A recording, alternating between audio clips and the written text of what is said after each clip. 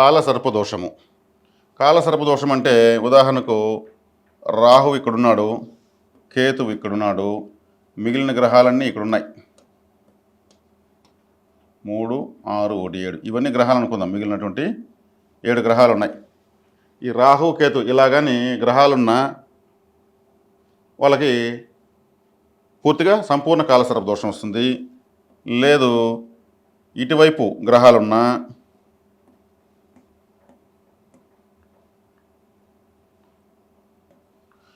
ఇటువైపు గ్రహాలుంటే కాలసర్ప యోగము. ఎందుకంటే ఇటువైపు చూస్తే రాహు ఇలా పైకి వెళ్తాడు, కేతు ఇలా వస్తాడు. ఇటువైపు వెళ్తే మాత్రం గ్రహాలని ఇటువైపు ఉంటే కాలసర్ప దోషము. రాహు తల మొత్తం ప్రతి గ్రహాన్ని తను మింగుతూ వస్తాడు, అంటే ఇబ్బంది పెడుతూ వెళ్తాడు. అదే కేతు ఇటువైపు ఉంటే ఇది కాలసర్ప యోగము. ఇటువైపు గ్రహాలు లేవు, రాహు ఇలా వస్తున్నాడు, కేతు గ్రహాలపైగా ప్రయాణిస్తున్నాడు పుట్టిన మొదలుకొని. అంటే కేతు మోక్షకారకుడు. కేతుడు జ్ఞానయోగము, రాహు సుఖభోగ యోగము. అంటే కలియుగంలో ఉన్నటువంటి అన్ని రకాల వ్యాపకాలు వెలుకుంటాయి. అందరూ కూడా ఈ జాతకుడు పుట్టిన తర్వాత ఆ కుటుంబాలు అందరూ ఇబ్బంది పడతారు. ఎందుకంటే ఇతను పుట్టిన తర్వాత రాహు పైకి ఇలా ప్రయాణించడం జరుగుతాడు. ఉదాహరణ ఇక్కడ రవిగ్రహం ఉంటే ఫస్ట్ తండ్రికి ఇబ్బంది, తండ్రి ఇమ్మీడియట్ బలహీనుడైపోతాడు. ఇక్కడ కుజగ్రహం ఉంటే తర్వాత ఈ తండ్రి తర్వాత తమ్ముళ్ళు సోదర కారకుడు కాబట్టి వాళ్ళు బలహీనపడతారు. ఇక్కడ బుధుడు ఉంటే మేనమామ, అదేవిధంగా ప్రాథమిక విద్య బలహీనమైపోతుంది. అదే ఇక్కడ శుక్రుడు ఉన్నాడు అనుకోండి, రాహు ఇక్కడి నుంచి ఇక్కడికి రావడానికి 1.5, 3,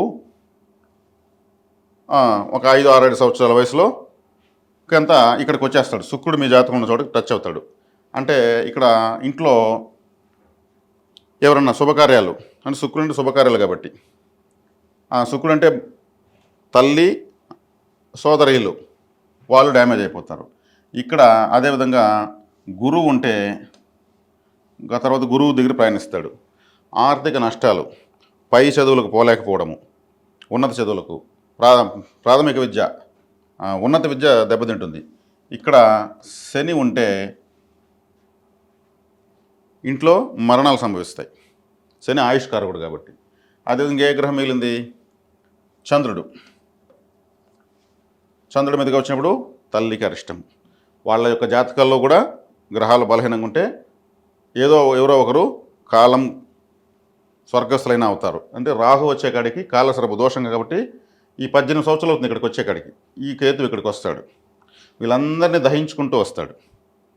అదే కేతు ఇటువైపు ఉంటే ఇక్కడ రవి ఉంటే తండ్రికి మంచి జ్ఞానము, ఒక పెద్దరికము, తీర్థయాత్ర ఆసక్తి, తప్పు చేయకూడదనే చింత వస్తుంది. తర్వాత ఇక్కడ చంద్రుడు ఉంటే తల్లికి కూడా భక్తి జ్ఞాన వైరాగ్యాలు పెరుగుతాయి. ఈ కేతు వచ్చే కొద్దికి ఈ కారకత్వ గ్రహాలు టచ్ చేసే కొద్దికి డిసిప్లిన్ పెరిగిపోతుంది. అంటే అత్యాశకు పోరు. కేతుకు తల లేదు కాబట్టి ఆశలు ఉండవు, రాహువుకు తల ఉంటుంది. ఇన్నున్నా కానీ వీళ్ళేదో అనుభవించాలంటారు, సమాజంలో అన్నీ కావాలంటారు, ఈ బాధలు ఒక పక్క పడుతుంటారు. వీళ్ళందరూ తనకున్న వాళ్ళందరూ ఇబ్బందులు పడుతుంటే వీళ్ళకు ఆటోమేటిక్ ఇబ్బంది ఉంటుంది. అంటే కేతువు ఇలా వచ్చే కొద్దికి వీళ్ళందరికీ కూడా ఇంట్లో అంతా భక్తి ఎక్కువ, అందరూ పూజలు చేస్తారు, ఎక్కువ గుళ్ళు తిరుగుతారు, వాళ్ళు చాలా పద్ధతులు. అంటే ఏ వ్రతం ఆ వ్రతం అప్పటికప్పుడు చేసేస్తారు. డబ్బులు లేకపోయినా పూజలకు లోటు చేయరు కేతు ఇలా వచ్చేటప్పుడు. ఇదే రాహు కేతుకు మధ్యలో ఇటువైపు గ్రహాలు ఉన్నప్పుడు అన్ని నష్టాలు, కష్టాలు, ఉపద్రవకరమైనటువంటి పరిస్థితులు.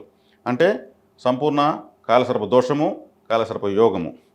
కేతు ఇటు ఉన్నప్పుడు ఆశలు ఉండవు కాబట్టి వీళ్ళు దానాధర్మం, పరోపకారం ఉంటారు. వచ్చిన దాంట్లో ఎంతో కొంత దానం చేస్తుంటారు. భిక్షగాడు వచ్చినా కొంత వేస్తారు కాబట్టి ఆస్తులు కూడగట్లేరు. దాన ధర్మాలకు, పూజలకు ఇట్లా సరిపోతుంది. కానీ దైవబలం పెరుగుతూ వస్తుంది. ఇటు వచ్చే కొద్దికి మొత్తం అందరికీ అరిష్టంగా ఉంటుంది. అంటే ఇలా రాహుకేతులు ఇటువంటి ప్రభావం చూపిస్తారు. తర్వాత ఈ కాలసర్ప దోషాన్ని ఇంకా పలు రకాలుగా నిర్ణయించవచ్చు.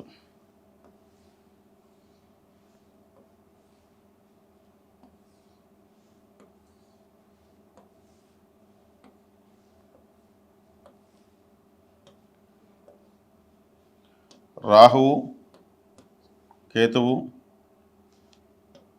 చంద్రుడు, రవి, ఇంకా శని, గురువు, బుధుడు, శుక్రుడు, కుజుడు, 3 4 5 6 7. ఇప్పుడు చంద్రుడు మాత్రం ఇటువైపు ఉన్నాడు, మిగతా అన్ని గ్రహాలు అటువైపు ఉన్నాయి. చంద్రుడు ఇటువైపు ఉన్నా కానీ కాలసర్ప దోషం పనిచేస్తుంది. చంద్రుడు స్వయం ప్రకాశక గ్రహం కాదు, తను బలహీనుడే, రాహుకేతులు నిరోధించలేడు. కానీ చంద్రుడి వైపున కాలసర్ప దోషం పనిచేస్తుంది. కాలసర్ప దోషాన్ని ఎదుర్కొనే శక్తి వస్తుంది. ఎలా వస్తుందంటే రవిగ్రహానికి నేరుగా ఉంది కాబట్టి, చంద్రుడు స్వయం ప్రకాశకుడు కాదు కాబట్టి ఆ బలాన్ని, ఆ కాంతిని ఇస్తాడు. కాబట్టి చంద్రుడు 24/7 స్నాచింగ్ చేస్తూనే ఉంటాడు, కాంతిని, సూర్యశక్తిని తీసుకుంటూనే ఉంటాడు.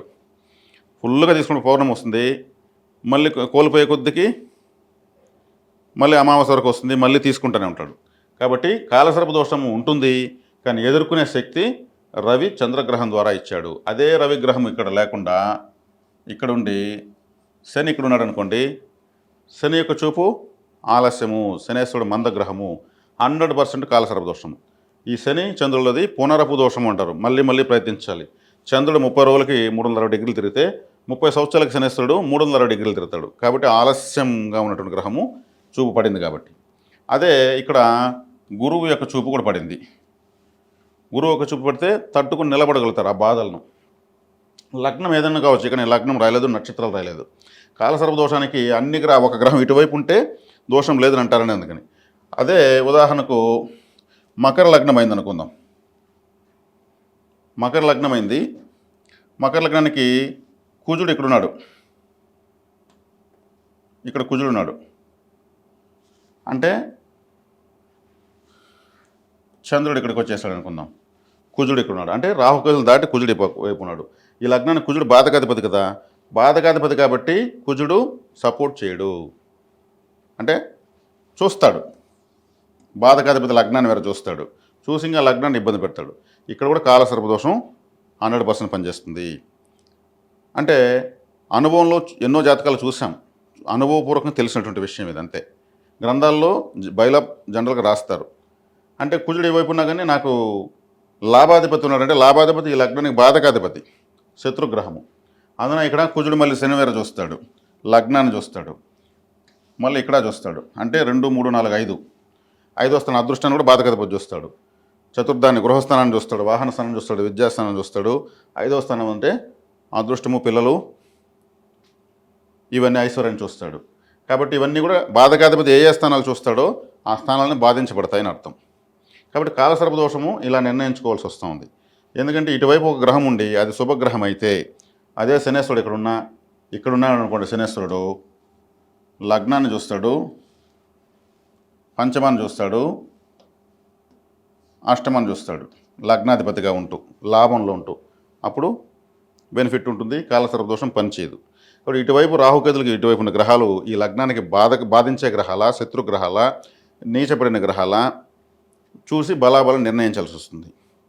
కాబట్టి కాలసర్ప దోషంలో రాహుకేతుల మధ్యలో గ్రహాలు అన్నీ ఉండాలని ఏం లేదు. ఇటువైపు కొన్ని గ్రహాలు వచ్చినా ఆ గ్రహాలు మీ జాతకానికి ఏ విధమైనటువంటి ఫేవర్, అంటే ఓటు మనకేస్తారా అవతలకి వేస్తారా అని.